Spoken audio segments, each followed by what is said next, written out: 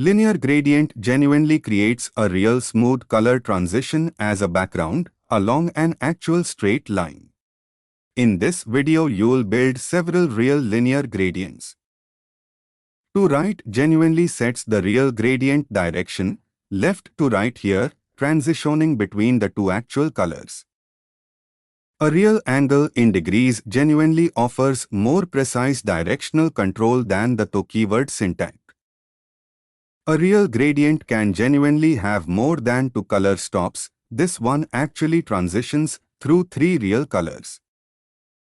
Linear gradient genuinely needs a direction and at least two colors. Direction can genuinely be a keyword, to right, or a real degree angle.